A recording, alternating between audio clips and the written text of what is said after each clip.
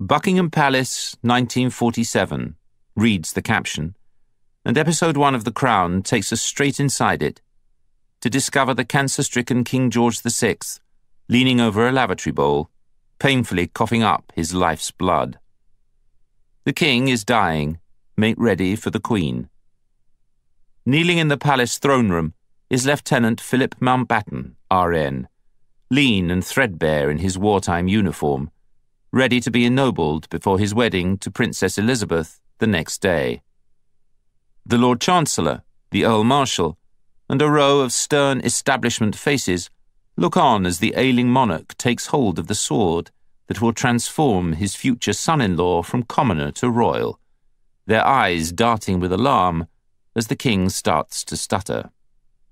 Then George VI gamely clenches his jaw, twists his tongue around Philip's trio of titles, and rounds off the list with the highest honour in his gift, the Order of the Garter, with which Edward III first knighted his fighting companions in 1348.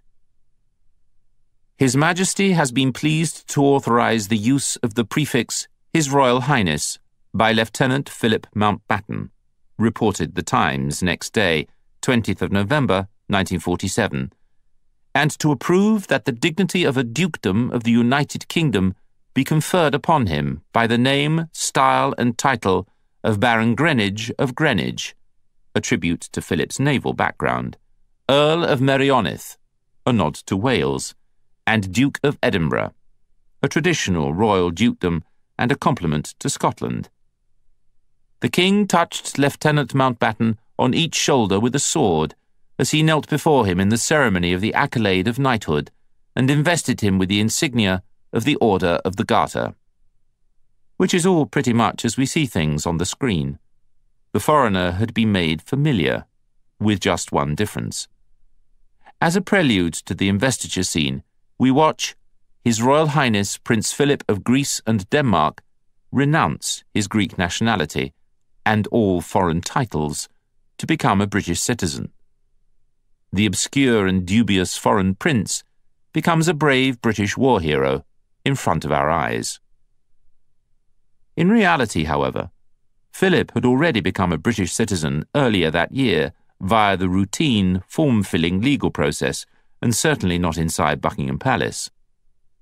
History records that Prince Philip of Greece renounced his Greek titles to receive his British citizenship on the 18th of March 1947 under the British Nationality and Status of Aliens Act, so he went by the name of plain Lieutenant Philip Mountbatten, RN, for a full 8 months before his father-in-law ennobled him that November. You are watching an historical drama, dear listener, not a history documentary. The Crown is a work of creative fiction that has been inspired by the wisdom and spirit of real events. To understand Philip, we need to witness his renunciation of his foreign royal status at the very moment we first meet him, the better to savour his full entry into the House of Windsor the next day. What you see on the screen is both truth and invention, in the age-old tradition of historical drama. Friedrich Schiller's revered and much translated Maria Stuart, first staged in 1800, is often cited as the classic example of a history play, depicting the bitter clash of personalities where Mary Queen of Scots came face to face with Queen Elizabeth I, except that in history, the two women never met. As this book will demonstrate, The Crown is based on meticulous factual research, but it is also a TV show, an artfully arranged assemblage of pixels whose purpose is to entertain, to explore great characters and themes in the life of a nation, and to winkle out the meaning of extraordinary events. The ultimate power of the ancient and modern British monarchy lies in its capacity to generate heartfelt emotion, sometimes angry and hostile, but more usually curious and admiring, and always sentimental to an extraordinary degree. Of the various forms of government that have prevailed in the world, wrote the historian Edward Gibbon, an hereditary monarchy seems to present the fairest scope for ridicule. These are the paradoxes that Peter Morgan seeks to address in The Crown, whose drama revolves around two very real people, Elizabeth Windsor and Philip Mountbatten, and the extraordinary lifetime's adventure on which they embark together. It's the dramatization of a 7-decade relationship, a love story that is both simple and highly complicated.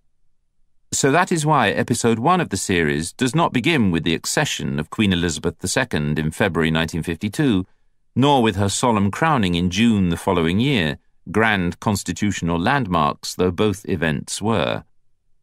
We first meet Elizabeth, half a decade earlier, on the eve of her wedding to Philip.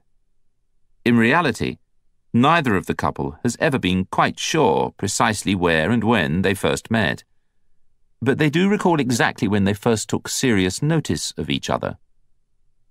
"We may have met before," wrote Princess Elizabeth in 1947, trying to be helpful in response to a court correspondent's request, "at the coronation of George VI in May 1937, or the Duchess of Kent's wedding in November 1934. As direct descendants of Queen Victoria, Elizabeth and Philip were both children of the glamorous and fading miasma of 19th century European royalty that still gathered for such events. "But the first time I remember meeting Philip," wrote Elizabeth, heavily underlining the word remember, "was at the Royal Naval College, Dartmouth, in July 1939, just before the war."